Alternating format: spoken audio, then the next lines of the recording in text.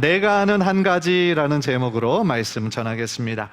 세상에서 우리가 안다라고 할 때 한 두 가지 정도의 의미로 우리가 사용되는 것 같습니다. 하나는 지식적으로 아는 것이고요. 또 하나는 경험적으로, 체험적으로 아는 것입니다.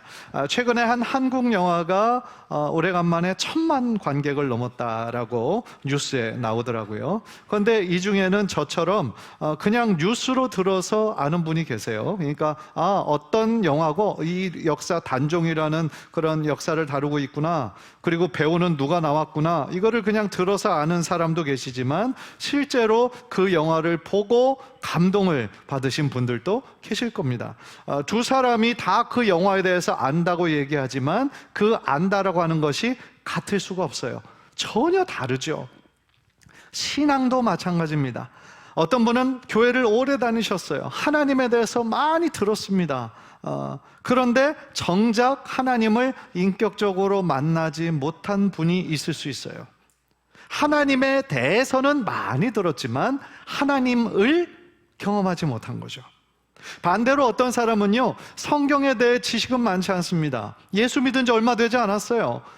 새 가족이에요. 그러나 예수님을 실제로 만난 사람이 있어요. 그 사람은 이렇게 말하겠죠. 나는 성경에 대해서는 잘은 몰라요. 그런데 내가 아는 한 가지는 내가 예수님 만났다는 거예요. 이렇게 이야기할 수 있잖아요. 그렇죠? 오늘 우리가 읽은 요한복음 9장 이 본문이 정확하게 그거를 얘기해 주고 있다라는 거예요. 오늘 본문을 보면 두 부류의 사람이 등장합니다. 한쪽은 바리새인들이에요. 당시에 율법에 대해 정통한 사람들이었습니다. 스스로 모세의 제자라고 자부심을 가지는 사람들이었어요. 바리새인들은 율법을 잘 아는 사람입니다. 그러나 놀랍게도 예수님을 제대로 알지 못했어요. 반대로 또 한 사람이 등장합니다. 평생을 맹인으로 산 사람이에요. 사회적으로도 종교적으로도 아무것도 가진 것이 없는 사회적인 약자 중에 약자였어요. 그런데 그 사람이 예수님을 만나고 눈을 뜹니다. 그리고 사람들 앞에서 놀라운 고백을 하죠. 내가 한 가지 아는 것은 내가 그전까지 맹인으로 있다가 지금 보는 것입니다 라고 얘기하잖아요. 사랑하는 성도 여러분, 신앙의 핵심은요, 우리가 많이 아는 게 있는 것이 아니에요. 어떤 질문에도 답할 수 있는 지식을 갖추는 것이 아니에요. 신앙의 핵심은요, 우리의 신앙의 대상이신 예수님을 만나서 우리가 어떻게 변했느냐, 그 변화에 있다라는 거죠. 따라서 오늘 말씀을 통해서 모세의 제자와 예수의 제자가 어떻게 다른 것인지, 그리고 맹인의 고백 속에 담긴 그 믿음의 고백을 우리가 함께 살펴보면서 은혜 받는 시간이 되셨으면 좋겠습니다. 첫 번째로 오늘 본문에서 발견하는 것은요, 모세의 제자는 종교적 지식에 갇혀 있었다는 거예요. 지식에 갇혀 있었어요. 24절을 보면 바리새인들은 맹인을 불러서 이렇게 말합니다. 너는 하나님께 영광을 돌리라. 우리는 이 사람이 죄인인 줄 아노라. 바리새인들이 지금 이 맹인을 두 번째로 부르는 겁니다. 왜 불렀냐면 조사하기 위해서 부르는 거예요. 추궁하기 위해서 부르는 거예요. 그런데 제일 처음에 너는 하나님께 영광을 돌리라 하는 말이 조금 어색하죠. 그래서 이 말은 우리가 보통 사용하는 것처럼 하나님께 예배해라, 하나님께 감사해라 이런 뜻이 아니고요, 하나님 앞에서 진실을 말해라, 압박하는 거예요. 지금 하나님 앞에서 너는 진실을 말해라. 그러니까 현대적으로 이 구절을 번역해보면 이런 거예요. 예수라는 사람에게 속지 말고 진실을 말해라. 예수는 죄인이다, 그런 뜻이에요. 그들은 이미 예수는 죄인이다라고 결론 내리고 있었어요. 예수님이 어떤 분인지 정말 순수하게 알고 싶어하는 그런 사람들이 아니라 예수는 죄인이라고 이미 낙인을 찍어놓은 상태였다라는 거죠. 그래서 28절에서 맹인에게 이렇게 말합니다. 너는 그의 제자이나 예수의 제자일 줄 모르지만 우리는 모세의 제자다. 그러니까 모세의 제자라고 하는 것은 그들에게 굉장히 강한 종교적인 자부심이었어요. 그런데 문제는 이것입니다. 제가 제일 처음 서론에서도 말씀드린 것처럼 모세를 안다고 말하지만, 모세가 전한 율법을 안다고는 말하지만 그들은 막상 하나님이 어떤 분인지 알지 못했습니다. 모세의 율법을 연구하면서 성경을 많이 연구했지만 성경의 주인공인 예수님을 제대로 알아보지 못했습니다. 예수님께서 맹인의 눈을 뜨게 하셨는데 그 놀라운 기적을 보고도 그들은 예수의 메시아됨을 인정하지 못하고 오히려 예수님께서 그 기적을 행한 날이 안식일이었다라는 그것을 트집 잡아서 하나님께서 안식일법을 제정하셨는데 이 안식일법을 어기고 예수라는 사람이 일을 했기 때문에 그는 절대로 하나님께로부터 온 사람이 될 수 없고, 그래서 그는 죄인이다 라고 그 율법의 논리에 의해서 예수를 죄인이라고 규정한 것이죠. 답답한 노릇이죠. 문제의 본질을 전혀 깨닫지 못하고 있는 거죠. 그들은 율법을 잘 알고는 있었지만 막상 그들의 눈앞에 율법을 완성하기 위해서 오신 메시아를 바라보지 못한 거예요. 29절을 보세요. 하나님이 모세에게는 말씀하신 줄을 우리가 알거니와 이 사람은 어디서 왔는지 알지 못하노라. 우리는 이 예수라는 사람이 도무지 어떤 사람인지 어디서 왔는지 우리는 도저히 알지 못하겠다. 무시하는 거죠. 그러니까 그들이 가지고 있는 종교적인 지식의 한계였습니다. 성경 지식은 많았지만 성경에서 말씀하시는 하나님의 모습은 보지 못하는 영적인 맹인이었다라는 것이죠. 따라서 우리가 오늘 말씀을 통해 깨닫는 것이 있습니다. 사람이 하나님을 깨닫지 못하는 것, 보지 못하는 건 지식이 없어서가 아니에요. 말씀이 없어서가 아니에요. 마음이 닫혀있기 때문에 그런 거예요. 영적인 눈이 닫혀있기 때문에 그런 거예요. 사실 여러분, 이 세상에 예수가 누구인지 모르는 사람은 거의 없을 겁니다. 지금 밖에 나가서 여러분 지나가는 사람 아무나에게 물어보십시오. 예수가 누군 줄 압니까? 다 안다고 얘기하죠. 상식이 있으면 다 알죠.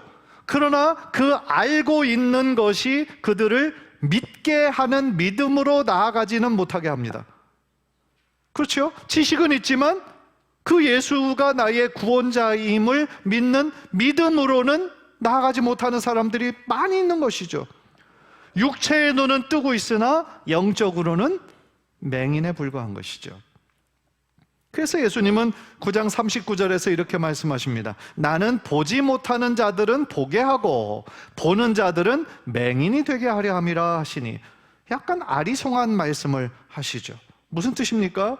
겸손히 하나님을 구하고 찾는 사람은 보게 될 것이다. 무슨 뜻이에요? 영적인 눈이 띄어져서 예수가 구원자이심을 믿게 될 것이다 라는 거죠.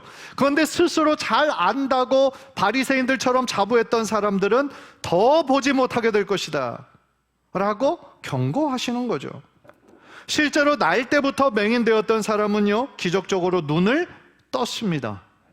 그러나 바리새인들은요, 계속 읽어보면 점점 더 영적으로 눈이 멀어갑니다.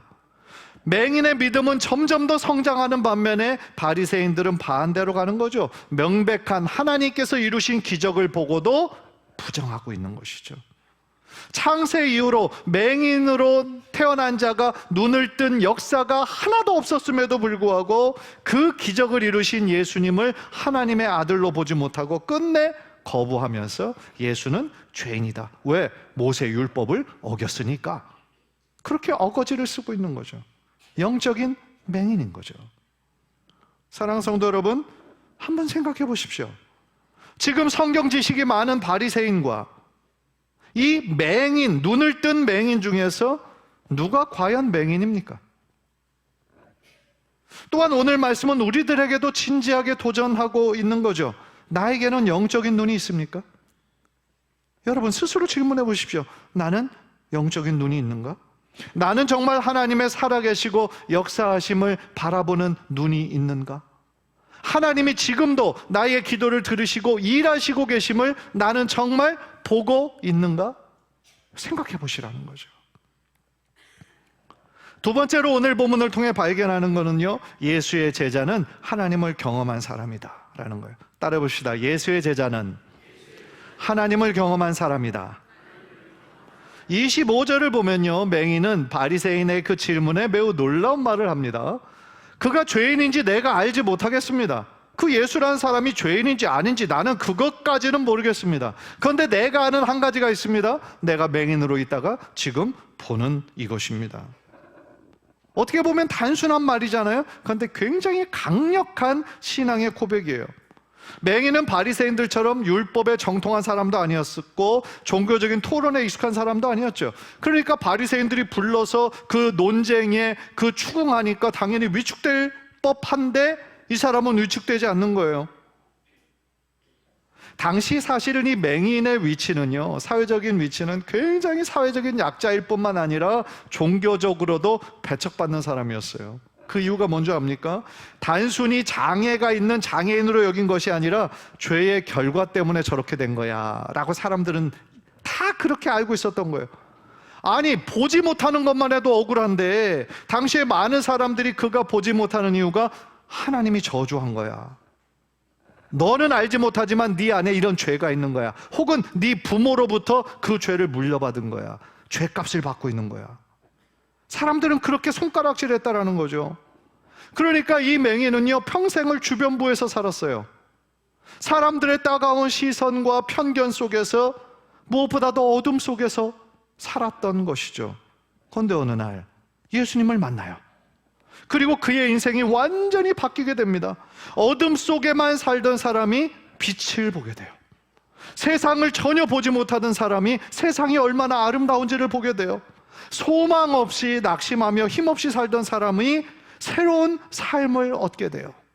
그래서 그는 그렇게 말하는 거죠. 내가 아는 한 가지가 있습니다. 내가 맹인이었는데 지금은 봅니다. 사랑하는 성도 여러분, 이것이 바로 참된 신앙의 핵심이라는 거예요. 신앙은 단순히 지식을 많이 쌓는 게 아니에요. 신앙은 우리의 삶이 얼마나 변화하느냐에 있는 거예요. 변화하고 성장하고 있느냐, 그게 중요한 거예요. 우리가 예수님을 인격적으로 만나면요, 우리의 삶엔 반드시 변화가 일어나게 되어 있습니다. 왜요? 생명이잖아요. 예수가 생명이잖아요. 생명 있는 곳은 반드시 자라게 되어 있어요. 따라서요, 어둠 속에 있던 사람이 빛을 보고요, 죄에 빠져있던 사람이 참 자유를 얻게 되고요, 절망 속에 있던 사람이 소망을 발견하게 될 줄 믿습니다. 왜냐하면 예수가 생명이고 예수가 우리의 인생의 해답이기 때문이죠. 왜냐하면 예수가 우리에게 참 소망이 되시기 때문이다 라는 거죠. 초대교회 성도들이 그렇게 담대할 수 있었던 이유가 거기에 있어요. 그들은 당시 세계에서 강력한 제국이던 로마의 앞자에 있었죠. 그래서 로마 제국이 핍박하고 위협했습니다. 왜요? 그들이 생각할 때 신은 로마 황제거든요. 그런데 지금 기독교인들이라 하는 사람이 다른 신을 섬기고 있잖아요. 그러니까 엄청나게 종교적으로 핍박하죠. 위협하죠. 그런데 자신이 죽을 수도 있는 상황에서 초대교인들은 이렇게 담대하게 선언했거든요. 사도행전 4장 20절 우리 한번 다 함께 읽죠. 시작. 우리는 보고 들은 것을 말하지 아니할 수 없다 하니. 이 말이 어떤 의미입니까? 우리는 침묵할 수 없다라는 거예요. 왜냐하면 우리는 예수님을 직접 만났고 그분이 하신 일을 보았고 예수님이 우리의 인생을 바꾸셨기 때문인 거죠. 그래서 가만히 있을 수가 없는 거예요. 예수가 생명임을, 예수가 부활하셨음을 전해야 되는 거예요. 제가 미국에서 부목사로 한 7년 반 정도 섬기던 교회에서 돌탕이라는 말이 유행을 했어요. 돌탕. 돌탕은 설렁탕, 곰탕 이런 것처럼 뭐 뜨끈뜨끈한 국물이 아니라 돌아온 탕자, 그거를 줄여서 돌탕 이렇게 얘기를 했어요. 어느 날 담임 목사님이 주일 설교를 하시면서 자신이 1호 돌탕이라는 거예요. 내가 1호 돌아온 탕자다. 신앙의 집안에서 태어나긴 했지만 술을 너무 좋아하고 세상의 방법으로 살아가던 자신을 하나님께서 강권적으로 만나주시고 목회자 되게 하셨다는 거예요. 그래서 자신의 삶을 뒤돌아보면 내가 돌아온 탕자라는 거예요. 물론 목회자로 부름을 받은 이후에도 그때까지 살아왔던 삶의 잘못된 습관, 그런 성품으로 인해서 얼마나 많이 기도하고 얼마나 많이 눈물 흘렸는지 모른다고 여러 번 간증을 하셨어요. 그런데 담임 목사님이 자신이 돌탕 1호라고 하니까 그때 이후로 여기저기서 목사님 나도 돌탕이에요, 나도 돌탕이에요, 그런 성도들이 많이 생기기 시작했어요. 세상에서 살면서 오직 돈, 성공에 취해 살다가 어느 순간 실패를 경험하고 계속 잘 되는 게 아니잖아요. 어느 순간 길이 막힐 때가 있잖아요. 모든 인간관계가 깨지고 부서지고 그런 완전히 낮아진 상태에서 예수님이 자신을 찾아와 주셨고, 예수님을 만나서 자신의 삶이 완전히 바뀌게 되었다라고 말하는 성도들이 많아지기 시작한 거예요. 그분들이 하는 간증은 복잡하지 않아요. 죄로 죽을 수밖에 없던, 소망 없이 살던 나를 예수님이 만나 주셔서 나를 살려주셨다는 거예요. 나를 변화시켜 주셨다라는 거예요. 저도 마찬가지로 예수님을 인격적으로 만나고 내 삶의 이유와 목적이 변했어요. 그전에는 그냥 세상에서 공부 잘해서 성공하고 잘 나가고 이러는 것이 인생의 목적이었다면, 주님을 인격적으로 만나고 보니까 하나님의 영광을 위해서 헌신하는 삶이 가장 복된 삶이구나, 그렇게 깨달은 거죠. 그래서 이 길을 가는 것이죠. 사랑하는 성도 여러분, 신앙의 본질은요, 결국 예수님께서 내 인생에 찾아오셔서 나를 변화시켜 주신 그것에 있다라는 거예요. 성경에 대해서 많이 몰라도 괜찮아요. 성경을 여러분들 읽긴 읽지만 금방 까먹는다고 막 저에게 말씀하시는 분도 계세요. 한 장을 넘겼는데 바로 전에 읽었던 게 기억이 안 나요, 목사님. 이렇게 말씀하시는 분들 많아요. 괜찮아요. 예, 시간이 지나면 자연스러운 현상이에요. 그러나 여러분들 그 한 가지 고백만은 분명히 있어야 된다는 거죠. 내가 아는 한 가지, 예수님이 나를 변화시켜 주셨고 예수님이 나를 사랑하셔서 자신의 생명까지 우리를 위해 주셨다라는 거죠. 그렇기 때문에 우리는 예수님을 사랑하는 거죠. 사랑할 수밖에 없는 거죠. 한 절의 바라기는 이런 진실한 고백이 여러분의 입술에서 고백되어지기를 주님의 이름으로 간절히 축복합니다. 마지막으로 발견하는 것은요, 참된 믿음은 결국 고백으로 나타난다라는 거예요. 따라 봅시다. 참된 믿음은 결국 고백으로 나타난다. 사실 오늘 본문에 나타난 이 맹인의 그 태도를 보면요, 매우 놀라운 점이 있어요. 자신의 이 삶을 어떻게 보면 위태롭게 할 수 있고 유대교에서 이렇게 퇴출시킬 수 있는 강력한 힘이 있는 사람들 앞에서도 위축되지 않아요.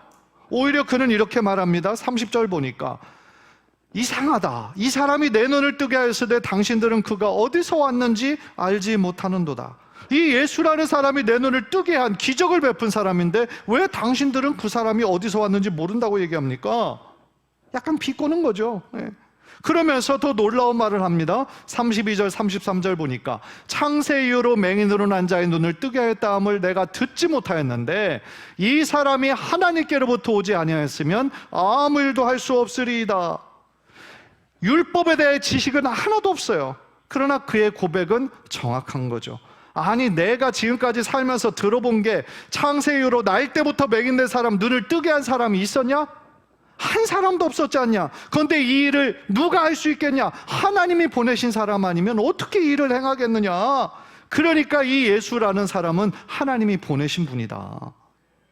얼마나 확실해요. 그렇게 말하는 거죠. 그런데 그 말을 들은 바리새인들은 할 말이 없는 거예요. 할 말이 없죠. 그러니까 화를 내면서 감히 니까짓게 우리를 지금 가르치냐? 그러면서 쫓아내는 거죠. 34절 보세요. 그들이 대답하여 이르되 네가 온전히 죄 가운데서 나서, 무슨 얘기예요? 네가 맹인으로 태어난 건 네가 죄인이기 때문이야. 네가 잘못한 게 있는 거고 네 부모가 죄가 너한테 전가된 거야. 죄 가운데 났다 정죄하잖아요. 그런데 네가 우리를 지금 가르치느냐? 하고 쫓아내어 보내니라. 사랑하는 성도 여러분, 예수님을 믿고 따르는 사람은요, 때때로 이 맹인처럼 세상에서 거절당할 수 있어요. 배척당할 때도 있을지 몰라요. 그러나 중요한 거는요, 그가 맹인이었는데 지금은 본다라는 그 믿음의 고백을 우리 하나님은 다 들으시는 거죠. 그 고백을 하나님께서는 귀하게 여기시는 거죠. 그러면서요, 오늘 본문의 이야기는 거기서 끝나지 않더라고요. 계속 읽어보면 예수님이 그 사람이 쫓겨났다라는 소식을 들으세요. 그리고 그를 다시 찾아오세요. 저는 이게 정말 놀라운 은혜고 복음이구나 라는 생각이 들었어요. 사실 때때로 우리들의 삶에 예수님을 믿는다라는 것 때문에 손해볼 때가 있어요. 직장생활 하면서 요즘 젊은 세대들 교회 다닌다 이거 숨긴다고 그러잖아요. 왜냐하면 그걸로 약간 불이익 당할까 봐, 그리고 그걸로 약간 불편할까 봐 숨기는 거예요. 그래서 예수님을 향한 그 믿음 지키다가 좀 외로울 때도 있어요. 왜요? 세상 친구들, 내가 의도하진 않았는데 시간이 지나면 지날수록 자꾸 떨어져요. 고등학교 동창, 대학교 동창들 만나서 술 한잔하고 아주 재밌게 잘 지낸 것 같은데, 여러분들이 예수님 만나서 신앙생활 열심히 하다 보니까 어느 순간 이 술 친구들이 다 떨어져요. 그래서 내가 생각하면 아유, 내 친구들 다 어디 갔냐? 외로움을 느낄 때도 있을 줄 모르겠어요. 그러나 성경은 반드시 우리에게 분명히 말하는 거예요. 예수님이 결코 그 사람 혼자 두지 않으셨잖아요. 사람들이 내쫓은 자리에 우리 예수님 다시 찾아오신다니까요. 그리고 그를 만나주시고 맹인의 그 불완전한 믿음을, 아직 온전한 믿음의 형태는 아니거든요. 그 불완전한 믿음의 형태를 온전한 믿음으로 나아가도록 예수님이 도우신다라는 거예요. 제일 처음에 그 맹인은요, 예수님이 누군지 몰랐어요. 그래서 11절을 보면 이 사람이 뭐라고 얘기하냐면, 예수라 하는 그 사람이 나에게 실로암에 가서 씻으라고 하더라. 예수라고 하는 어떤 사람이었어요. 그런데 그가 눈을 뜨고 난 후에 바리새인들과 대화하면서 뭐라고 바뀌었냐면, 예수님이라는 분은 선지자더라, 그렇게 바뀝니다.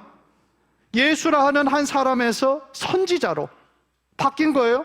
그리고 오늘 본문이 33절을 보니까 이분은 창세로부터 맹인을 눈뜨게 한 사람이 있느냐? 따라서 이분은 하나님께로부터 온 분이다, 하늘로 내려온 분이다 라고 고백합니다. 그리고 그 사람이 쫓겨난 이후에 예수님이 다시 찾아오셔서 그와 나누는 대화 가운데 그는 예수님이 자신의 주님임을 그제서야 확실히 믿게 되는 거예요. 38절 우리 다 함께 읽읍시다. 시작. 이르되 주여 내가 믿나이다 하고 절하는지라. 이 부분 묵상하면서 참 감동이 되더라고요. 예수님은 그의 믿음을 온전하게 해주기 위해서 바리새인들로부터 쫓겨난 그를 다시 찾아오시고 만나주신 거예요. 놀라운 은혜요, 복음이다라는 것이죠. 말씀을 정리하려고 합니다.